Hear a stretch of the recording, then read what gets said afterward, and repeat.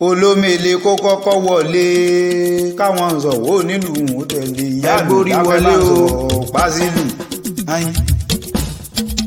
ẹjọ́ máa lọ tòmí alàgbà mi lé alàgbà jẹlẹ ọ̀làgbà ẹ dìde ẹ jẹ́ ká lọ ẹ dìde ẹ jẹ́ ká lọ ẹ dìde ẹ jẹ́ ká lọ o ẹ dìde ẹ jẹ́ ká lọ ẹ dìde ẹ jẹ́ ká ẹ wá járe bẹ́ẹ̀ ẹ dìde ẹ jẹ́ ká lọ o ẹ dìde ẹ jẹ́ ká lọ. bó la ń rè gan ọ̀gá mi. ẹ dìde ẹ jẹ́ ká lọ o ẹ dìde ẹ jẹ́ ká lọ. ìbànújẹ́ ayé ò ní lọ àní dídé mo dé lónìí àná òun gbọ́dọ̀ rọbí oko. ẹ kábíyọ̀sí tó lọ́lá kábíyọ̀sí tó ní mí kábíyèsí tó nílẹ̀ tó lọ́run kábíyèsí ọ̀gbàgbà ńlá olókìkí ìṣẹ̀ǹbáyé ọba bá mi sọ̀rọ̀ mọ́ máa tán ní jẹ. ọba tó tó bọ̀ bí orí ọlọ́run àpè wá wò ọlọ́run àpè ríre ọlọ́run tó ní Àjàó bẹ́ẹ̀ ni ọlọ́run prophetess àwọn àpè tí ò tí ì díbàjẹ́ tí ò sì ní díbàjẹ́ láíláí. bàbá tó mọ̀ mí ọba tó mọ̀ àyànmọ́ ibi lógún ọ̀fẹ́. àkíkà gbére madé. bàbá tó ní sísùn tó ní jíjí ọba dánimọ́gbàgbé ọba lè wúye ṣe ọba mọ̀nímọ̀ lamọ̀ tó lámọ̀ règùn. pọ́ńsọ̀n. ọba olúmilẹ̀ ká àjàmilẹ̀ ká òbìrìkì tí ajípọ̀jọ́ kúdà. ọba bàbá ńlá olókìkí ìṣẹ̀ǹbáyé mo mórí mi balẹ̀ lọ́jọ́ ajúnilọ tó dá mi. èmi náà mórí mi balẹ̀ o. ẹ dìde ẹ jẹ́ ká lọ ẹ já lọ o ẹ dìde ẹ jẹ́ ká lọ o ẹ dìde ẹ jẹ́ ká lọ. ilé ìyá mi ọlọ́jọ́ bí ẹ dìde ẹ jẹ́ ká lọ ilé ìyá mi ọlọ́jọ́ ẹ járe bẹ́ o. ilé prophetess E.T.Ajao Long ilé ìyá mi ọlọ́jọ́ ká lọ. mo dé wẹ́rẹ́ bí èjì alẹ́ mo dé kùtù bí èjì òwúrọ̀ mo dé bẹ́mi tí ń dé ọlọ́pọ̀ olùkọ́ wéré madé ọ̀dẹ.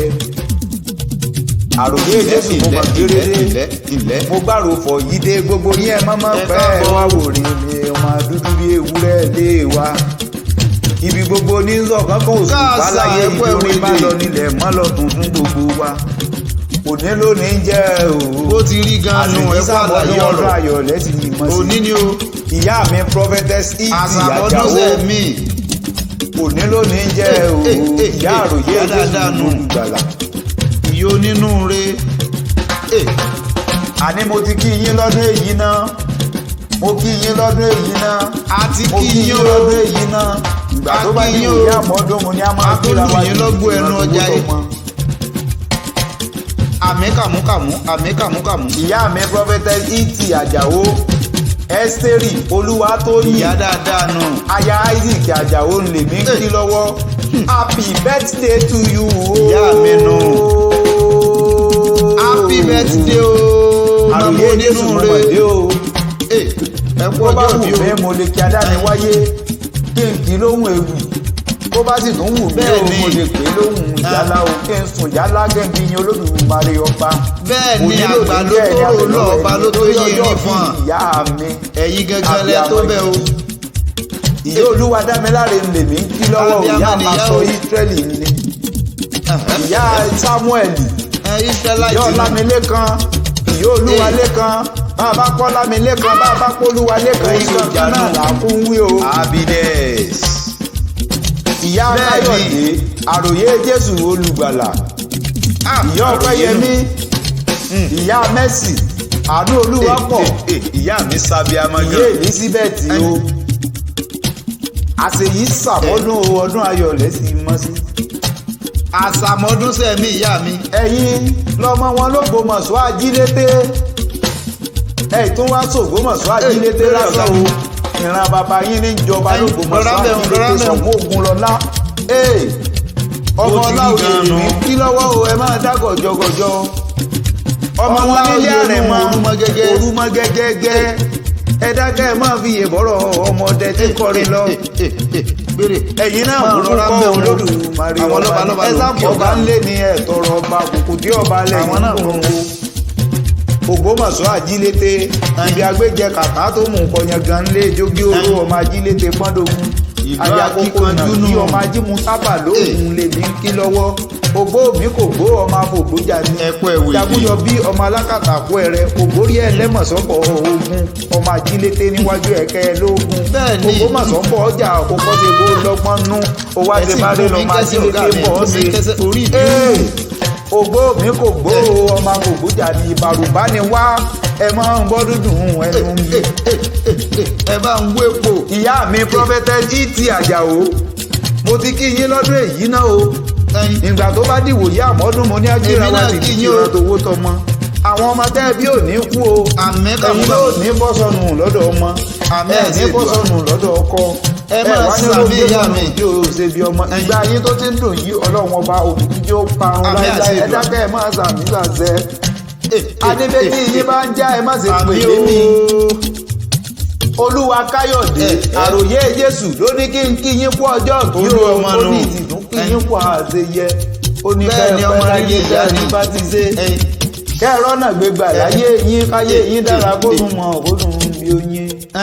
ọdọọdún ni láṣọ lógúnlógún ọdọọdún ni kàṣọ lọ́gbọ̀nlọ́gbọ̀n nílé ayé o ọdọọdún ni ǹgbọ́n bá dìbò yá àmọ́dún wọn ní akíra wa dìbìtì ran tówó tọmọ ọmọ wọn nílé àrẹ̀mọ ọmọ aláòyè ìyá mi prophetess E.T.Ajao iṣẹ́ ìránṣẹ́ yóò wá ní doríkodò bí ẹ̀rọ apami ìgbà yín tó ti ń dùn yí Ọlọ́run ọba oníjó parun láíláí ẹ wá ní fọmọ ṣiṣẹ́ ìránṣẹ́ ẹ ní fọkọ ṣiṣẹ́ ìránṣẹ́ ẹ̀yin gbogbo níbira yín ṣiṣẹ́ ìránṣẹ́ mọ̀ sàmì sàṣẹ ẹni bá wá ní ẹkú kólú ààrẹ ọmọ bá bẹ lọ ní èèyàn tó bá ní ẹ má sàmọ́dún kólú ààrẹ ọmọ nìṣó ní kòtòdè yìí ẹ dákẹ́ ẹ máa sàmì sàṣẹ olórí ire gbogbo aráyé ń pariwo. mo ti kí yín lọ́dún èyí o. olóríire yẹn ni. ìyá mi ọlọ́jọ́ bí o ẹ wá nílé yìí ṣàṣe mọ lágbára ọba tó dá gbogbo wa. àmín àmín àmín. ọdọọdún ni láṣọ lógúnlógún ọdọọdún ni kàn so lọ́gbọ̀nlọ́gbọ̀n o. ọdọọdún gan ni. ẹ kú ọjọ́ bí òní o. òjíṣẹ́ Ọlọ́run alààyè àṣeyí sàmọ́dún wòlíì tọ́lọ̀ ń gbọ́wọ́ rẹ̀ ṣiṣẹ́ lọ́wọ́lọ́wọ́ násìrí Ọlọ́run níyà. adé orí yín ń kọ́ o Isaac Àjàó Babátúndé ṣe ń bẹ lálàáfíà ara ẹ dákẹ́ ẹ bá ń ṣètọ́jú ẹni bí ẹni ẹ̀yin méjèèjì àyè ò ní yà yín ikú ò ní yà yín ẹ máa sàmì sàṣẹ. àmì kàmúkàmú. Àjàlá òdìrè parí ńlọ́lá ọmọ epo ní mọ̀tẹ́ èmi lára ẹ̀sàjẹ́ jí ojú ti la lọ. ẹ káre ọ̀gá mi. ẹ máa ń gbọ́dún nù ẹnu mi Ògbómọ̀ṣọ́ Àjílété láti bí mi bẹ̀ láti wo mi dàgbà o. wọ́n kún fara balẹ̀ rin ẹ̀gbóhùn erin ni.